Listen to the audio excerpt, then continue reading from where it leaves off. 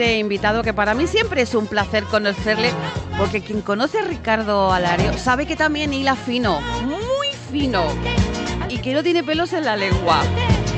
Ricardo, bienvenido.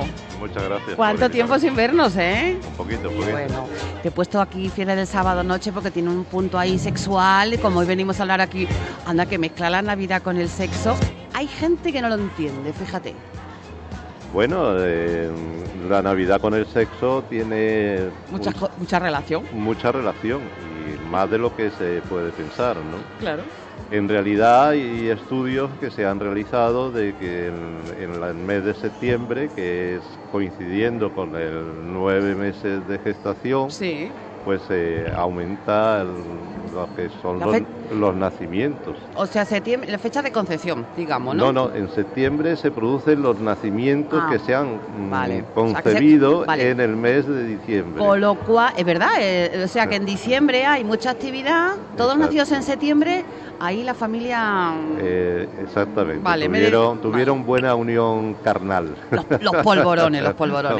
Bueno, Ricardo Alario viene hoy un ratito a charlar con nosotros y nos trae la invitación en mano de una exposición que se inaugura hoy. Hoy. Bueno, a mí me encanta. Oye, esto me tuve...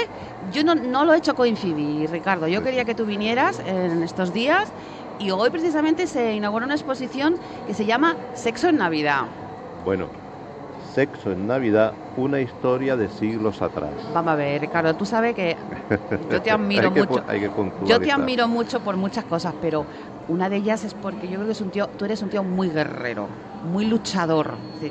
Tú has peleado muchísimo por el arte en nuestra ciudad, llevas peleando, pero claro, ahora que estamos en esta sociedad un poco constreñida, un poco así chapada a la antigua, y es como que dices tú, pero ¿cómo vamos a hablar de sexo en Navidad? Ahí. Y tú, yo creo que tú ahí eres un poco, ¿cuál podría ser el adjetivo?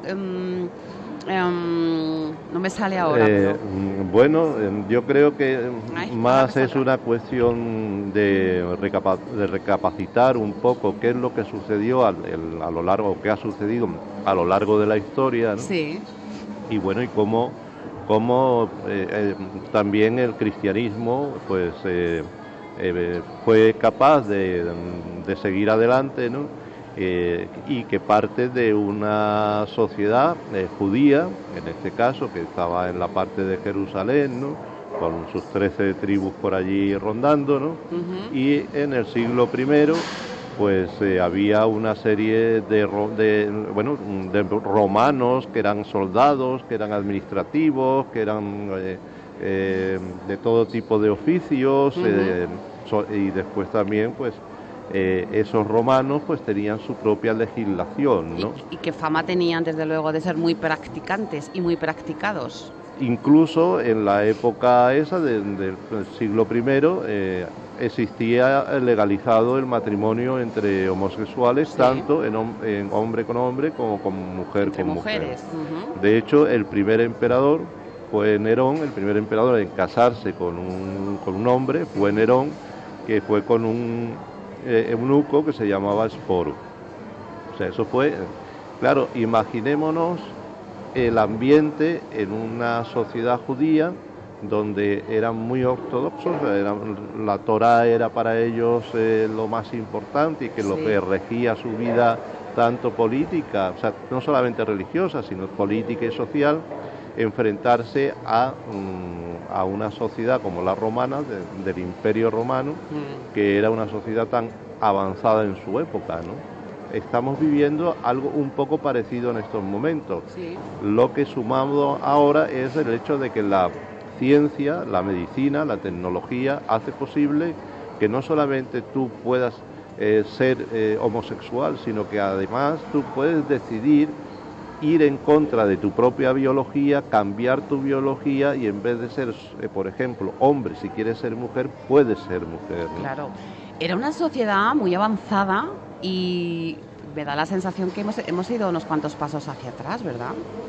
Bueno, hemos ido unos pasos hacia atrás, pero eso empezó ya un poquito más adelante, ¿no? Eso empezó ya en el siglo IV con Constantino, cuando el emperador Constantino hizo que la religión cristiana fuera la religión oficial del imperio, y entonces, como siempre pasa a lo largo de la historia, quien coge el poder, quien se pone primero, empieza a arrasar y a destruir toda la cultura. Toda la anterior. Toda la anterior. Entonces, ahí empezó, digamos, la etapa del medievo, de lo que era el oscurantismo. El oscurantismo, etcétera. No solamente se cargaron estatuas y templos, sino también las ideas, lo que eran los científicos, lo que se había descubierto, etcétera. Eso se lo cargaron, y todo lo dependían de la providencia, ¿no? De lo que Dios quisiera, ¿no? Esa es la diferencia. Esa historia de siglos atrás, hablar del sexo en Navidad, a lo largo de la historia, bueno, en la época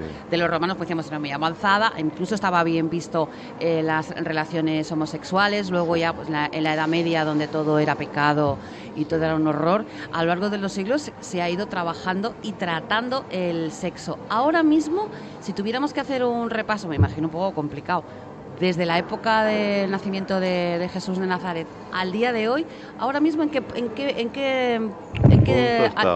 la tabla del top 10 a la más, digamos, abierta sexualmente.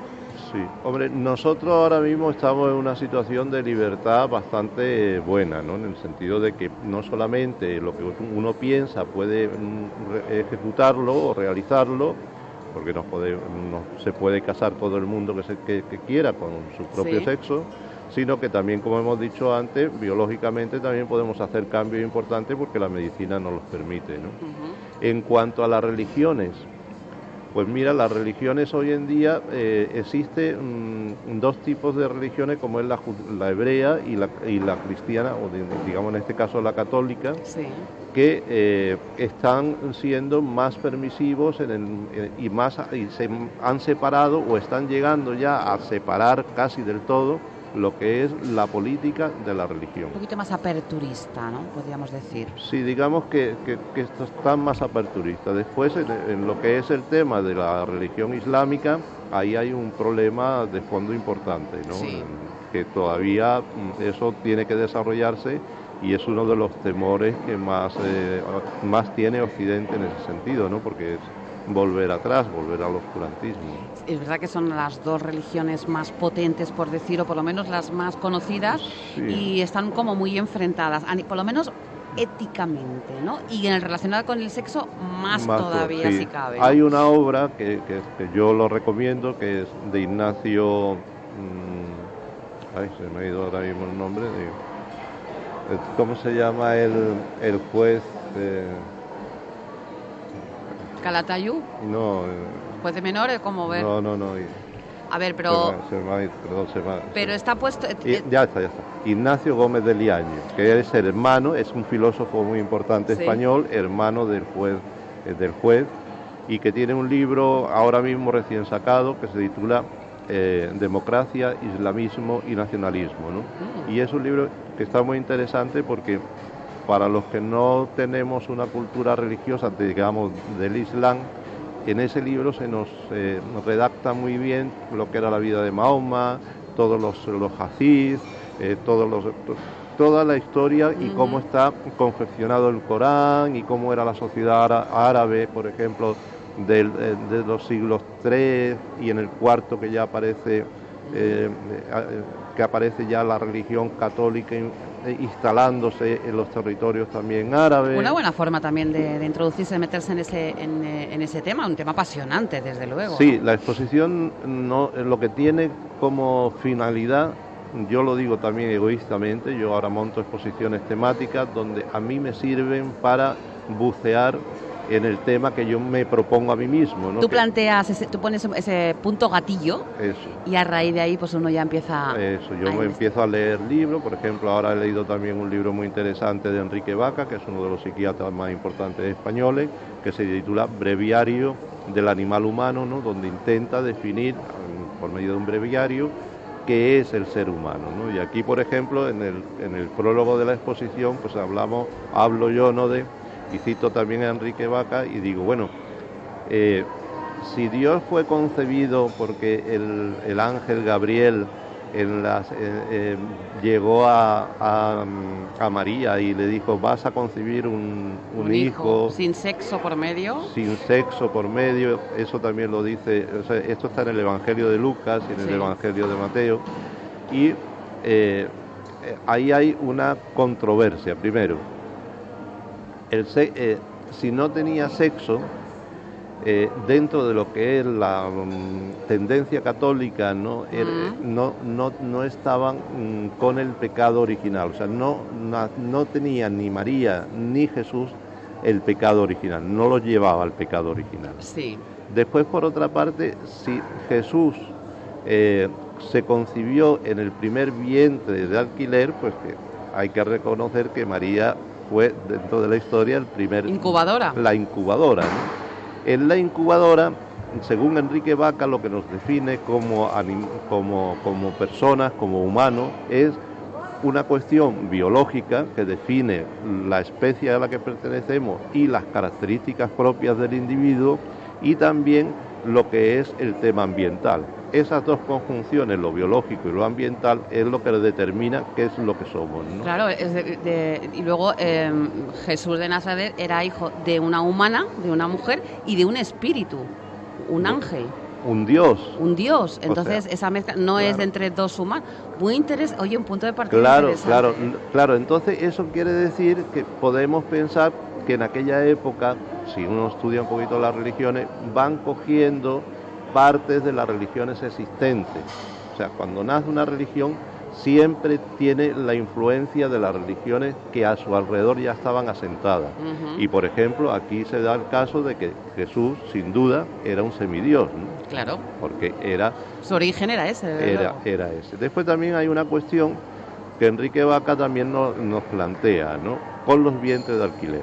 Dice que no se está seguro, la ciencia no tiene total seguridad qué es lo que pasa, cómo interviene ahí otro elemento, porque cuando se utiliza un vientre de alquiler, hay una genética que es del padre y de la madre, pero luego hay una tercera genética que es la que el embrión siente o digamos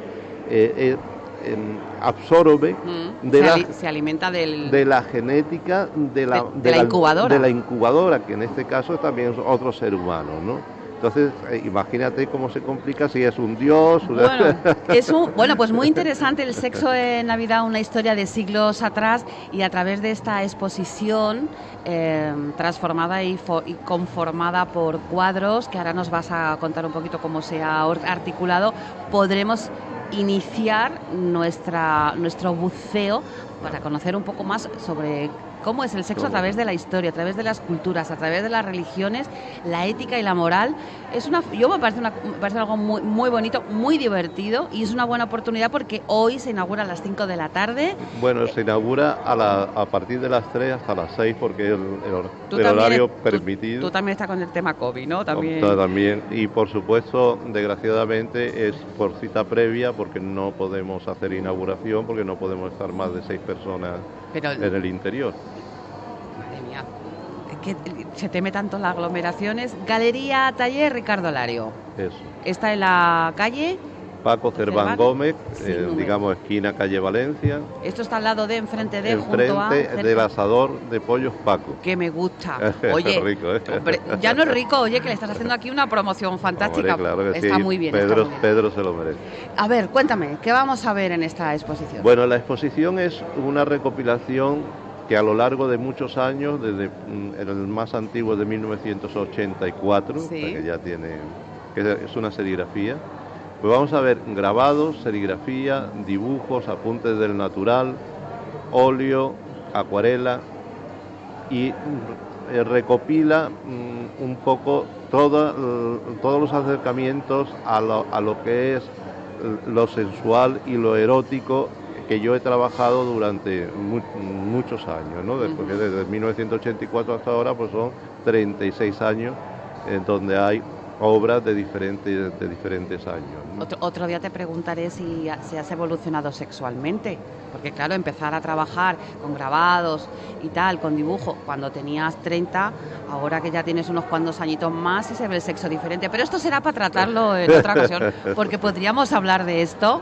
Hombre, se podría. Qué pena hablar. Que no se hable tanto de sexo, ¿te das cuenta? Es como que sigue siendo tabú. Pues habéis hablado a las 11 de la mañana de...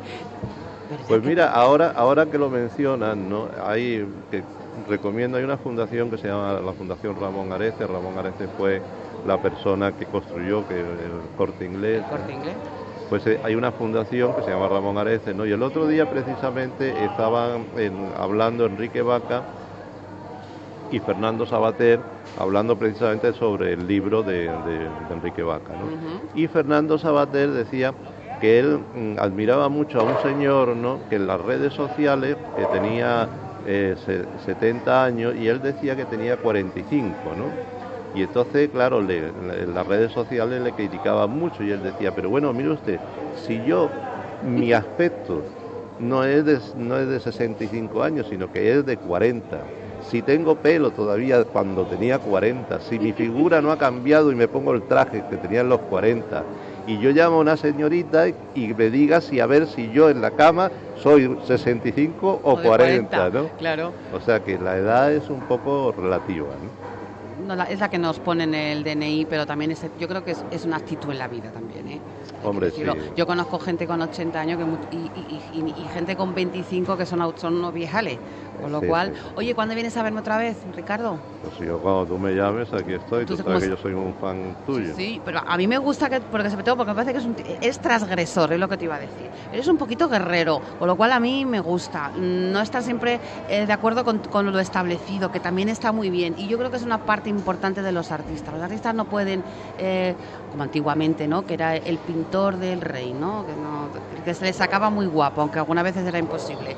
De vez en cuando hace un cuadro de un rey feo, se pasa la historia, ¿eh? Hombre, la historia de la pintura, mira, esa es una de las cosas que yo creo que la sociedad no ha cuidado, ni los políticos tampoco, ¿no?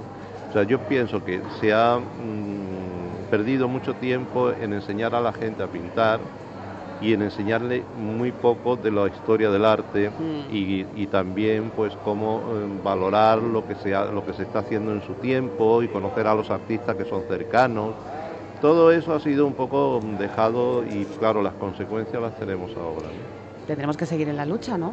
Y seguir intentando mostrar el arte de los diferentes puntos de vista. Yo siempre digo que cuando voy a una exposición de algún tema que me interese, siempre intento informarme, documentarme antes sobre eso. Luego ya me sorprende el autor, los autores y la exposición en sí.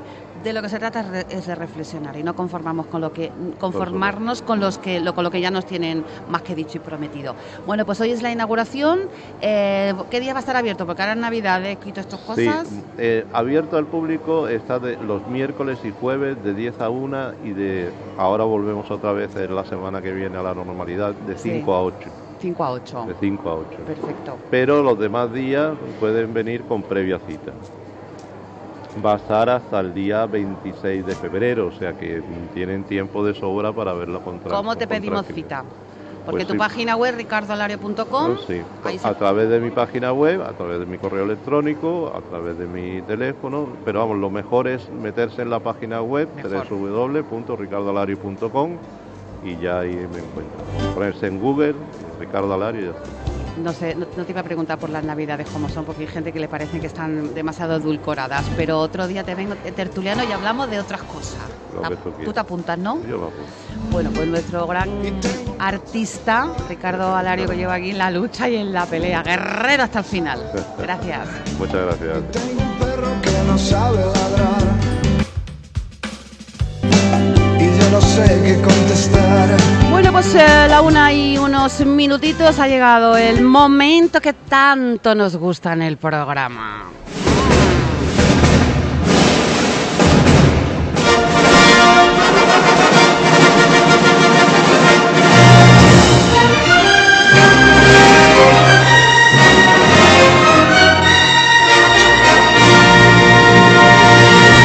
no fuera por nuestro colaborador, amigo Carlos Morcillo, periodista y amante del cine. Buenas tardes, Carlos. Hola, buenas tardes, ¿qué tal? ¿Cómo estamos? Que digo yo, tú como sé que trabajas mucho y tienes unos horarios imposibles, ¿tú eres mucho de pelimanta? Bueno, hay fines de semana que sí apetece, sobre todo si el tiempo no acompaña y tal, pues sí, se podría decir que sí, que muchas veces me gusta, aunque también soy muy callejero, ¿eh? O sea que pero tú depende del contexto, de los ánimos y de la cosa. Vale, también te digo, también depende de la compañía, pero lo que te pregunto, ¿prefieres pelimanta o prefieres ponerte unos vaqueros recién planchados e irte al cine a comer palomitas? A mí me gusta más ir al cine, normalmente, ¿eh? Sí. Me gusta mucho ir al cine, pero bueno, hay veces que hay días que no me apetece tampoco. Claro. Y más si te tienes que desplazar, ¿no? Como en mi caso. Sí, bueno, hay cierta sequía últimamente, no sé a qué se debe. Bueno, y además es que no, con las restricciones ahora mismo no se puede, ¿no? No es posible. Claro, sí, no sé si... Así que, bueno, nos ha tocado pedir manta forzosa y bueno, bien. Bueno, pues venga, haznos una propuesta, haznos un menú para este pelimanta para el fin de semana. A ver, ¿por dónde empezamos? Bueno, pues los que les gusten los musicales pues están de enhorabuena, porque el estreno más importante de la semana es The Prom, que es una película que va directamente a Netflix y que bueno, que tiene un repartazo, que aparece en Meryl Streep, James Corden, Nicole Kidman y bueno, pues cuenta la historia de una chica, ¿no? que es lesbiana, ¿no? Que tiene su novia y tal y que quiere ir al baile con su novia y que, bueno, a partir de ahí, por todos los problemas, los prejuicios, bla, pues a partir de ahí se orquesta un musical que está basado en un libro, ¿no? En una novela que tuvo bastante éxito. Y bueno, más allá del reparto, que es muy llamativo, pues el tema es que la peli la dirige Ryan Murphy, que es como el que hace la mitad del entretenimiento ahora mismo, ¿no? Porque es el que hacía American Crime Story, American Horror Story, una que salió hace poco también, que estaba basada en la enfermera de Alguien voló sobre el nido del cuco. Bueno, es un tipo que lleva haciendo desde que empezó con Nip Tuck, y lleva haciendo un montón de series y de películas también, normalmente telefilms para plataformas también, y es como el creador de entretenimiento oficial. Ahora mismo, yo siempre pienso que si viviéramos en una pesadilla orwelliana, de estas totalitarias y tal, el que haría todo el entretenimiento sería Ryan Murphy. Bueno, una película que en principio es musical, pero bueno, con este repartazo desde luego tiene muchas papeletas porque hay gente que el cine musical le echa para atrás también, ¿eh?